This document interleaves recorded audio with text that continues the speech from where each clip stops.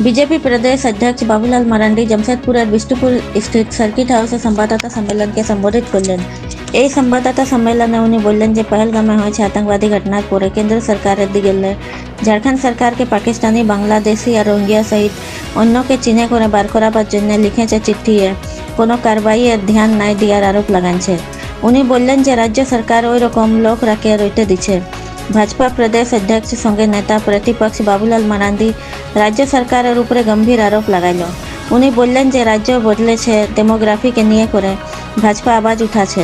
उनी बोलें जे एकटा षड्यंत्र व राजनीति के दिगे एकटा समुदाय जनसंख्या के बढ़ाছে।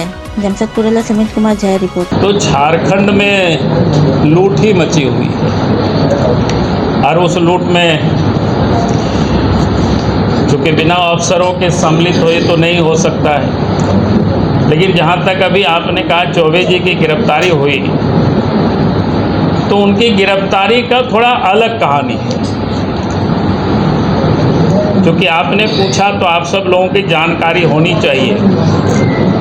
2022 से ही शराब घोटाला प्रारंभ हुआ है और जिस समय शराब दुकान की ठेका दिया जा रहा था उस वक्त ये हमने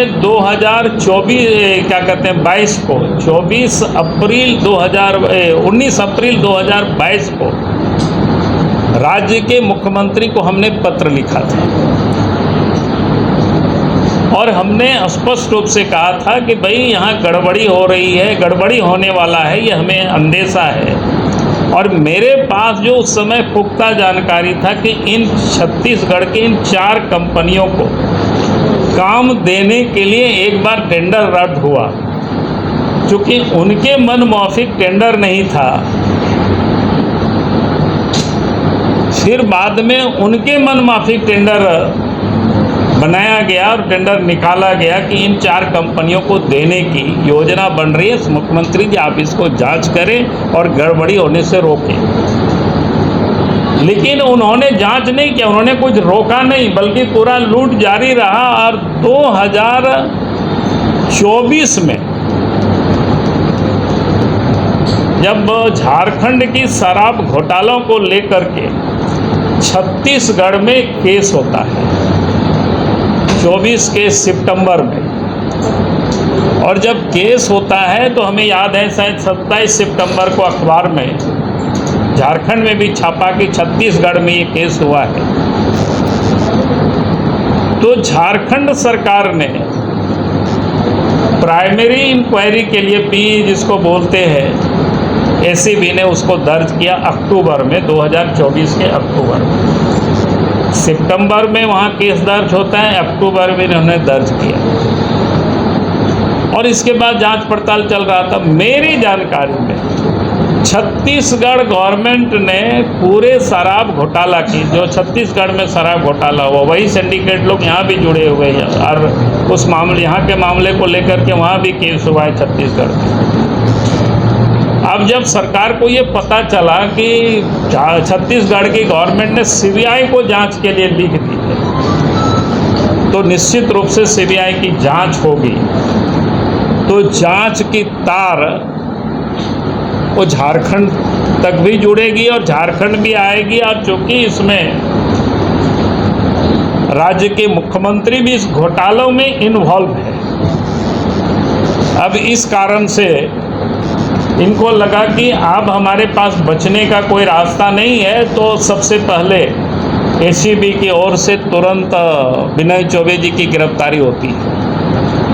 लेकिन सर सवाल तो दूसरा पार्ट ये है कि विनय चौबे जी आगे यही मैं कह रहा हूँ कि आखिर आपने 3 साल कुछ नहीं किया।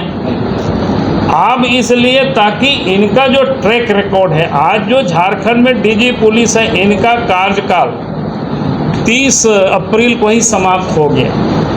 आज के तारीख में अगर आप कहें डीजीपी भी यहाँ नहीं है, ईसीबी के भी डीजी कैसे वो हो सकते हैं? ईसीबी के भी डीजी है, सीआईडी के भी डीजी है, पूरी तरह से इलीगल है। और जब इनको लगा, इसलिए ताकि ये कैसे केस को इधर से उधर मैनेज कर सके, बचा सके, क्योंकि वो तो कोई लीगल नहीं है। कल होगा तो लीगल तो मुख्यमंत्री जाएंगे, जैसा उस समय हमने 22 में पत्र लिखा।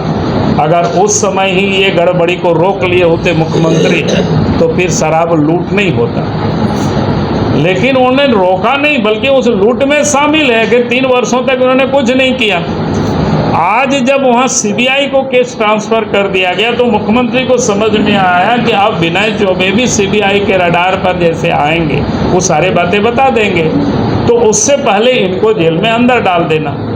ये आप फिर सवाल कह सकते हैं कि आप ऐसा कैसे मानते हो, क्योंकि पिछले दिनों झारखंड में जब ईडी जांच कर रही थी तो 2 सीओ ईडी के गवाह, फिर जब 2 सीओ ईडी के गवाह तो उनके ऊपर झारखंड सरकार ने बाद में एसीबी का उन्होंने केस कर दिया, उनके छापामारी कर दिया ताकि वो ईडी के सपोर्ट में कोई गवाह नहीं बन सके, उनको डराना।